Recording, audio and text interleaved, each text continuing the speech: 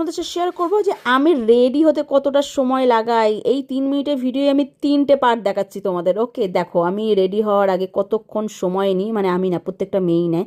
যাই হোক, আমি এখন ভাবছিলাম যে এত সুন্দর একটা ড্রেস পরেছি, তার সঙ্গে আমি কীরকম স্টাইল, মানে হেয়ার স্টাইল করবো, কীরকম নেক পিস পরবো, কীরকম ইয়াররিং পরবো, মানে এই সমস্ত চিন্তাভাবনা কিন্তু আমাদের প্রত্যেকটা মেয়েরই হয়ে থাকে। আমরা প্রচণ্ড টেনশনে পড়ে যাই যখন একটা সুন্দর ড্রেস পরি না, তার সাথে কীরকমভাবে সাজবো সেটা নিয়েও কিন্তু প্রচণ্ড রকমের আমাদের মাথা ব্যথা থাকে, কিন্তু এটা কোনো মেয়ে অস্বীকার করতে পারবে না। যাই হোক, তো চলো, আমি এখন সুন্দর করে তো নেক পিসটা পরে নিয়েছি। এখন আমি ভাবছি হেয়ার স্টাইলটা কীরকম করবো।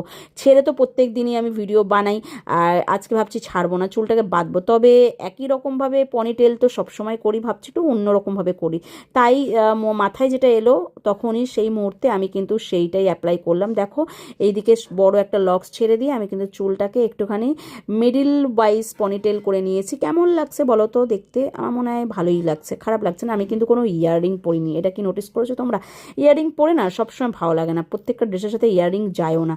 তো যাই হোক, আমি কিন্তু ইয়াররিং পরিনি। আর এখানে দেখো, আমি ভিডিও বানাতে বানাতে আমার মা চলে এসেছে। ও সেট, সুন্দর একটা পোজ দেবো ভাবছিলাম, তো মা চলে এসেছে। যাই হোক, কিছু করার নেই। হেয়ার স্টাইলটা না আমি একটু ইনহ্যান্স করার জন্য একটু ডিফারেন্ট স্টাইলে মানে ট্রাই করলাম আর কি।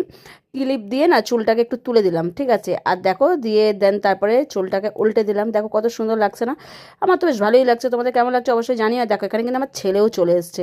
ওর যেহেতু অ্যাকচুয়ালি পড়ার টাইম হয়ে গেছে, ও পড়তে যাবে, তাই কিন্তু বইগুলো নিতে এসেছিলো, মানে বই গুছোতে এসেছিলো। আমি যেখানে শ্যুট করছিলাম এখানেই কিন্তু ওর সমস্ত রকম বই রাখা থাকে। যাই হোক, এটাই ছিল আমার ফাইনাল লুক আজকে। কেমন লাগছে অবশ্যই জানাবে। এটা পরে কিন্তু আমি অনেকগুলো ভিডিও শ্যুট করেছি, যেগুলো তোমরা আস্তে আস্তে সব দেখতে পাবে। ফাইনালি এবার তোমাদের বলবো, এত সুন্দর ড্রেসটা আমি ক টাকায় কিনেছি। অনলি অ্যান্ড অনলি 220 টাকায় আমি এই ড্রেসটা কিনেছি। ইন্টার প্রোডাক্ট, ভাবা যায় 220 টাকায়, তাও আবার এত সুন্দর একটা ড্রেস। আমি ফার্স্ট কমেন্টে এই প্রোডাক্টের লিঙ্ক পোস্ট করে দেবো, তোমরা চাইলে পারচেস করে নিতে পারো। আর আজকে মিনি ব্লগটা এইটুকু ছিল। কেমন লাগলো জানাবে, ভালো লাইক কমেন্ট শেয়ার, পেজটা ফলো করো। বাই।